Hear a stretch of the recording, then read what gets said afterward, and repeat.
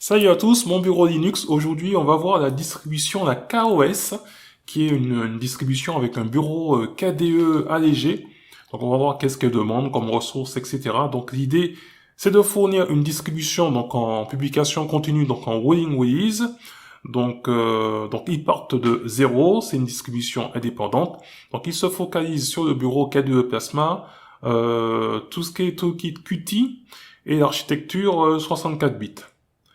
Leur objectif, c'est de se concentrer sur l'empaquetage, pas sur le développement de nouveaux outils et applications. Donc leur but, ce n'est pas de fournir un maximum de logiciels. Donc ils ont un dépôt limité. Donc ils privilégient davantage la qualité avant la quantité. Donc c'est pour ça qu'ils pensent qu'ils vont pas attendre, on va dire, ils n'auront pas, on va dire, une grosse base d'utilisateurs. Donc la cible, c'est plutôt des personnes qui ont déjà, on va dire, une certaine expérience sous Linux avec les différents environnements de bureau. Et ils ont décidé de prendre le meilleur de ce qu'ils trouvent comme bureau sous Linux. Donc pour eux, ce bureau KDE Plasma. Alors concernant les dépôts limités, ils utilisent le gestionnaire de paquets Pacman. Et aussi, ils ont un dépôt communautaire qui s'appelle QCP, où chacun va partager ses PKG build. Donc voilà, donc même si ça utilise Pacman, attention, c'est une distribution indépendante, elle n'est pas basée donc sur Arch Linux. Alors concernant le téléchargement, j'ai pris l'ISO donc 2021.10, vous savez, par rapport à l'anniversaire des 25 ans de KDE. Donc on va retrouver un KDE en version 5.23. Concernant cette ISO, donc l'UEFI est supporté, cependant ce n'est pas le cas encore pour le Secure Boot. Et après au niveau de la documentation, donc c'est assez bien fourni. Et là on va voir le QCP Center, donc c'est donc leur dépôt on va dire communautaire, où on peut rechercher différents paquets, comme par exemple NeoFetch, qui est ici, qu'on peut installer. Donc ça, on va voir cela tout de suite. Alors j'ai pris l'ISO 2021.10, que j'ai mis dans une VM, donc j'ai mis 4 Go de RAM, 4 CPU, donc ici je suis sur mes anciens HDD, donc j'espère que ce sera pas trop long, on va dire, au montage. Donc vous avez la possibilité aussi à l'écran, on va dire, d'accueil de partir directement sous les pilotes propriétaires Nvidia. Donc là, je vais laisser par défaut puisque je suis dans une VM.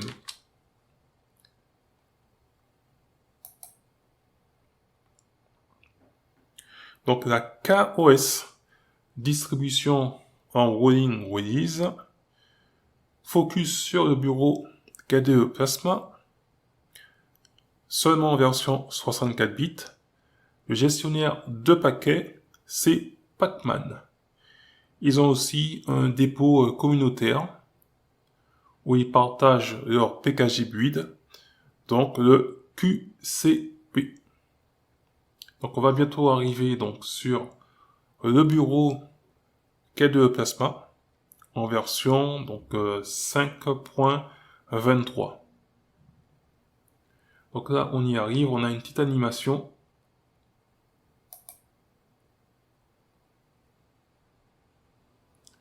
Donc voilà, nous y sommes sur le bureau donc KDE Plasma. On a Octopi qui nous dit qu'on a déjà 54 mises à jour qui sont disponibles. Donc vous avez un écran d'accueil, Welcome, où on peut directement donc installer KOS, on a un guide, on a un forum, etc., la documentation. Et après, donc on a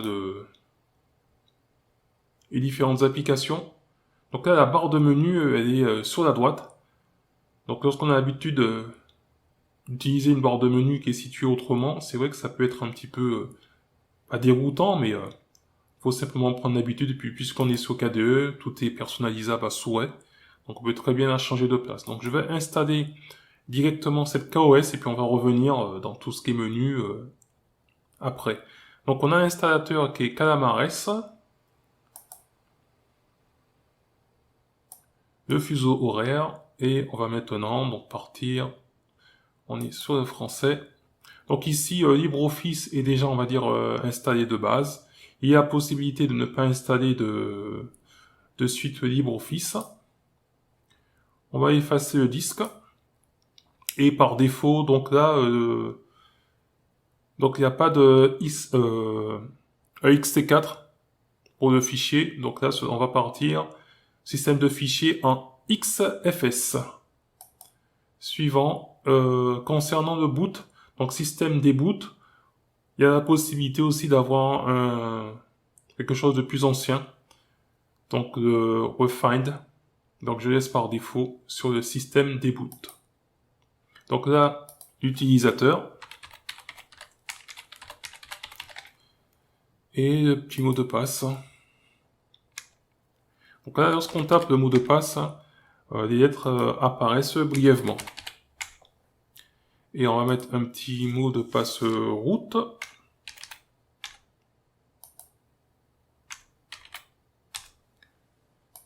Voilà, et on peut faire suivant.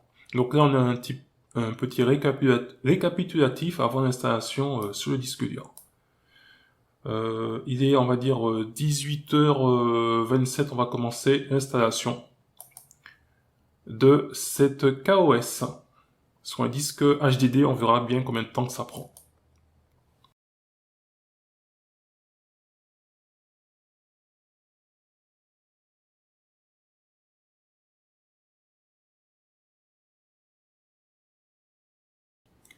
Donc voilà, donc l'installation est terminée sur le disque dur HDD, ça a pris 6 minutes, donc c'est quand même assez rapide. Donc on va redémarrer le système. Donc là, on a donc l'écran de démarrage, un mode fallback, et on va pouvoir y aller. Donc système de fichiers, donc XFS au lieu de ext4 sur cette KOS. Et puis là, donc on a l'écran d'accueil, on va pouvoir se connecter.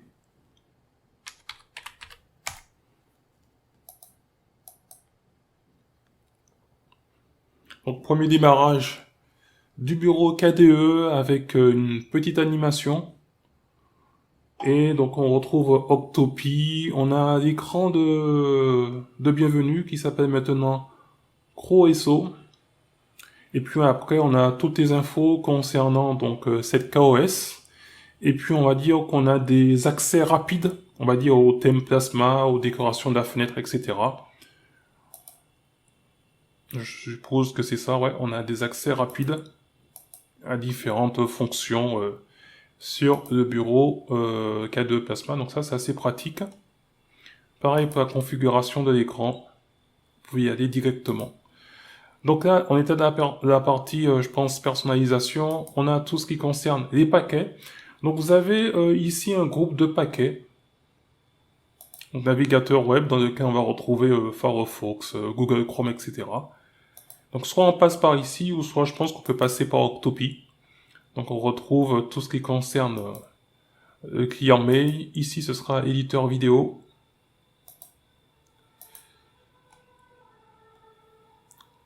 Là c'était pour l'audio. Manipulation d'images, il suffit de les ajouter et après d'installer les paquets sélectionnés. Fond d'écran, donc pareil en nouveauté, en populaire, on peut les télécharger. La partie documentation, donc si vous voulez avoir des infos sur Pacman, le forum, le dépôt communautaire QCP, etc., les nouveaux noyaux. On est dans la partie avancée. Donc gestionnaire, on va dire tout ce qui est économie, pare-feu, etc. Ce sera ici. Donc à propos, un petit résumé de cette KOS, les nouveautés. Donc on est bien avec un noyau 5.23 et avec un kernel normalement que je raconte pas de bêtises. On va voir sur quel kernel qu'on est. Je pense que c'est un kernel 5.13 quelque chose. Alors, c'est parti. On va lancer donc configuration du système. Et on va aller directement dans la partie à propos de ce système. Donc voilà, donc autant pour moi, on est sur un noyau Unix 5.14. 5.14 et la version du bureau KDE 5.23 sur cette KOS. Voilà. Et après, donc concernant la barre ici, elle peut être déplacée. Donc ici, on va retrouver, donc on va dire une petite prise rapide de notes. En dessous, une calculatrice. Donc là, on a les deux bureaux virtuels. Dolphin. Dolphin, par défaut, ça montre les fichiers cachés. Ouais, Dolphin. Donc on peut afficher ou non les fichiers cachés. Nous avons le navigateur web Falcon. Voilà. On retrouve donc Octopi pour les mises à jour. Donc ici on a le calendrier, etc.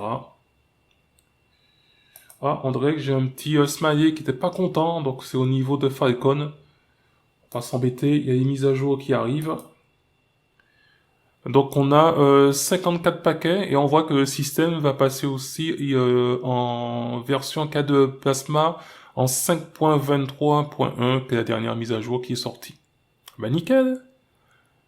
Nickel, mais on va faire la mise à jour dans le terminal ou on va laisser ici. On va rester là, on tape le mot de passe, on va dire utilisateur. Voilà, et j'ai 54 mises à jour pour donc cette KOS. Donc pendant qu'il fait des mises à jour, on va faire un petit tour rapide des différents paquets qui sont installés sur la distribution, donc LibreOffice, etc. Je vais juste vérifier que LibreOffice est en français. Non, c'est pas le cas. Donc, il faudra mettre LibreOffice en français. Version 7.2.1.2. Voilà, configuration. Partie développement. Donc, il n'y a pas beaucoup. Ils n'ont pas une grosse base de données, on va dire, logicielles. Puisqu'ils préfèrent la qualité à la quantité. Une petite partie multimédia. Et après, on est dans la partie système. Donc l'écran de bienvenue ici, Croeso. Et après tout ce qui concerne les mises à jour avec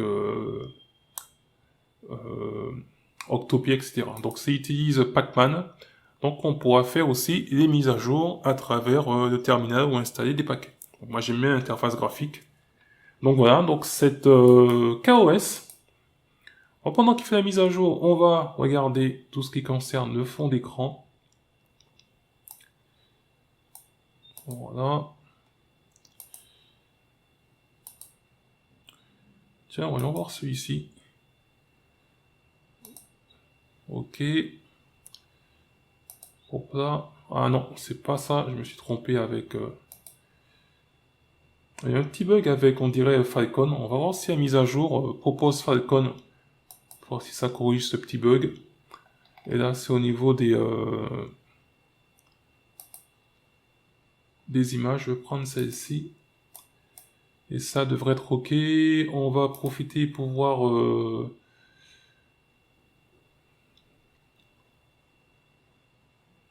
centre d'information.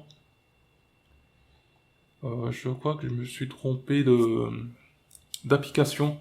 Donc c'est pas le centre d'information que je veux. C'est configuration du système. Et si on va voir les... Donc là on a tout ce qui est effet de bureau, effet 3D. Donc là si je tape, comme je vous disais, Cube. Alors concernant Cube, ça va revenir pour l'instant. C'est pas encore, on va dire, dans l'actualité, mais ça a été pris en compte. On va dire à la demande des utilisateurs. Pour que Cube puisse revenir avec certains effets, on va dire, sur le bureau K2 Plasma. Donc là, il est plus ici. Dès qu'on est passé en version 5.23. L'affichage sur un écran OSD, c'est ça qui a été, on va dire, ajouté. Et puis lorsqu'on va ici dans l'animation, soit on a fait un fondu de bureau ou un glissage.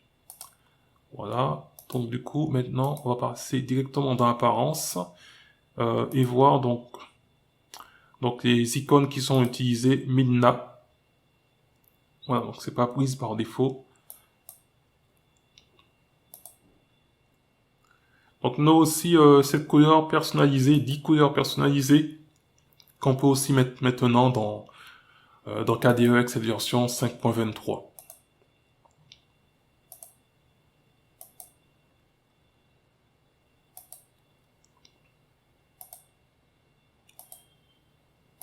Donc écran de démarrage. Voilà, j'attends tranquillement qu'il ait terminé, on va dire, la mise à jour. Et puis on va rebooter la machine, et puis ce sera, on va dire, suffisant. Je vais lancer donc l'écran d'accueil. Comment ça s'appelle encore? Crow. Voilà, on va regarder concernant Pac-Man. Pac-Man. Fond d'écran, donc paquet. C'est pas ça que j'ai vu. C'est pas ça que je veux. Il est passé où le QCP? Cache de Pac-Man, documentation, ok.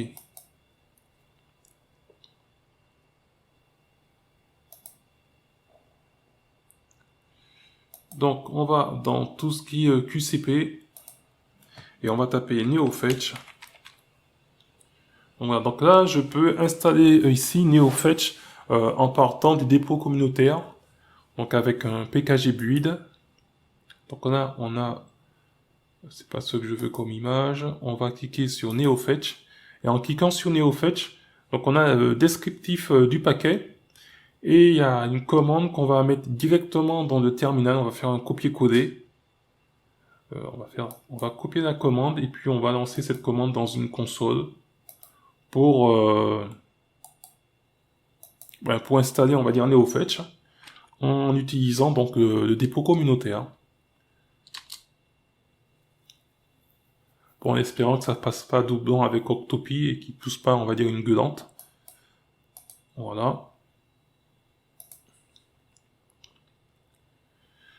Est-ce que je veux éditer? Donc j'ai pas envie d'éditer, non merci.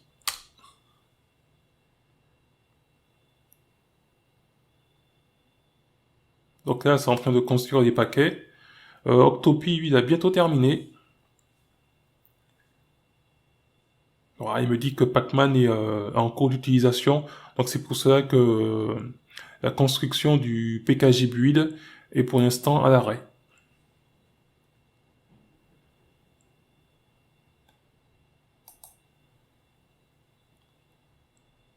Donc si vous avez un driver NVIDIA, il y a aussi toute la documentation pour switcher entre le driver libre et le driver propriétaire NVIDIA. Donc tout est indiqué.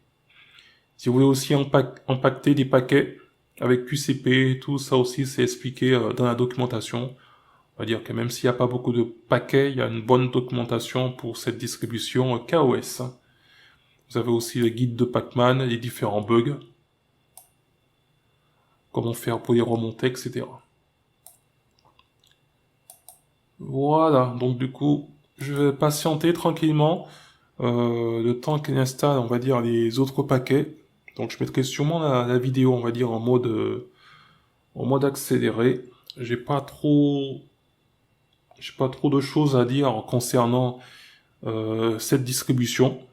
Donc ce bureau KDE que j'utilise ici sur cette machine. Donc là on voit que c'est passé en version 5.23. Vous avez maintenant la petite animation. Voilà. Sur l'écran OSD lorsqu'on passe d'un bureau à un autre. Voilà. Ah, c'est bientôt terminé. On va donc finir l'installation de NeoFetch. Voilà, donc il est en train de vérifier l'intégrité, etc.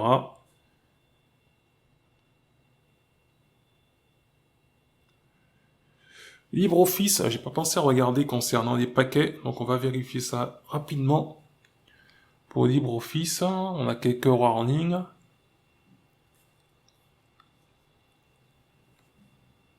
Donc là c'est OK. Et concernant donc l'installation de NeoFetch, il me demande maintenant mon mot de passe. Voilà. Donc l'installation, je fais oui. Et j'ai... j'aurais pu grossir, mais bon, ça fait rien, c'est trop tard maintenant. On va lancer donc NeoFetch. Voilà, donc NeoFetch. C'est KOS, donc un kernel 5.14.11, il y a 925 paquets. Voilà, donc toute consommation par rapport à tout ce que j'ai lancé. On va vérifier vite fait LibreOffice pour voir si le système est toujours en anglais. Donc là, on va lancer, tiens, on y est déjà. Dans la configuration du système, il y a quelque chose pour la langue que je retrouve. Ouais, paramètres régionaux. Donc là, on est sur américain, donc on va ajouter le français.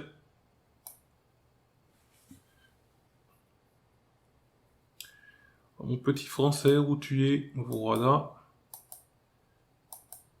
Ajouter. On va faire passer au-dessus. L'américain, je veux le virer. On va appliquer. Et en règle générale, il demande de se déconnecter, de se reconnecter pour que ça soit activé. Donc on va simplement donc redémarrer vite fait la machine. Donc on va redémarrer cette KOS. Et puis j'aurai fini avec cette petite démo de cette distribution KOS. Distribution indépendante qui se focalise sur le bureau K2 Plasma. Il n'y a pas beaucoup de paquets, ils préfèrent la qualité à la quantité. Ils utilisent le gestionnaire de paquets Pacman. Attention, ce n'est pas basé sur Arch Linux. Ils ont aussi donc un dépôt communautaire, un peu style AUR, qui s'appelle QCP, où chacun peut, on va dire, mettre ses PKG build. Je suis en train de réfléchir en me disant, s'ils ont aussi des PKG build comme sur Arch, est-ce que c'est possible de prendre un petit PKG build de Arch et de tester ici pour voir si ça fonctionne. Tiens. Alors là, on est OK, on va lancer vite fait LibreOffice Writer. Il y a peut-être d'autres paquets qui sont pas en français. Là, il est pas en français. Donc du coup, j'ai dû faire ça, c'était simplement pour le clavier. Et on va regarder ici le temps qui arrête de se synchroniser. Donc FR, qu'est-ce qu'il me propose? Donc on va installer Firefox. Ouais, le paquet LibreOffice, c'est ici. Voilà, LibreOffice, Thunderbird, etc. Donc je vais laisser ces deux paquets, ce sera largement suffisant. Comme ça, on voit l'installation, cette fois-ci, dans un terminal. On met le petit mot de passe. Yes. Donc Firefox sera en anglais, sera en français, et après j'aurai LibreOffice qui sera aussi en français.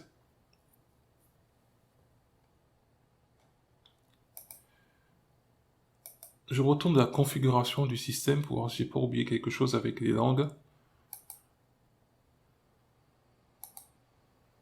Ok, donc le format c'est ok.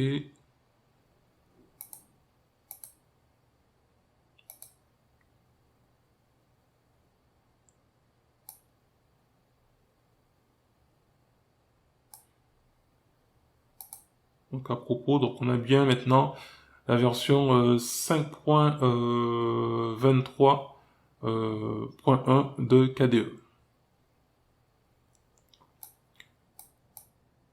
C'est un peu kiff-kiff, on va dire, avec ce que propose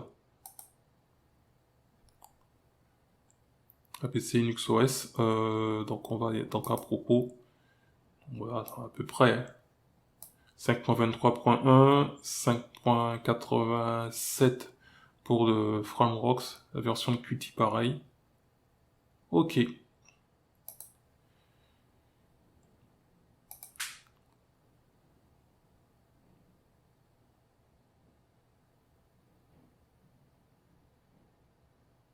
Donc c'est ok, il est installé je regarde simplement pour GIMP. Donc GIMP on peut l'installer directement aussi à partir d'Octopi. Alors vite fait, LibreOffice, on va relancer LibreOffice. Voilà, normalement cette fois-ci le système devrait être en français, donc ok. Et c'est Falcon par défaut, mais il y a aussi Firefox. Je regarde vite fait Falcon. Donc ouais, Falcon il est déjà bien en français. Et on va lancer maintenant. Donc voilà. Tu m'as pas mis en français? Menu bar, on va faire à l'ancienne. Hein. J'ai pas dû installer le bon paquet. Voilà, c'est pas grave. Avec les habitudes, hop, on va ajouter. Voilà. Et une version 93.0 de Firefox. Allez, un dernier coup de NeoFetch pour la route. Donc on retrouve cette KOS, distribution indépendante, voilà, qui propose le bureau KDE Plasma en version 5.23.1 puisque ça a été mis à jour en 64 bits seulement. Et c'est une distribution indépendante qui utilise gestionnaire de paquets Pacman et qui a aussi un dépôt communautaire QCP. Donc voilà, j'espère que cette vidéo vous a plu. N'hésitez pas à la partager et à commenter. Je vous dis à très bientôt pour une prochaine vidéo. Et en attendant, gardez la forme et la santé. Bye bye!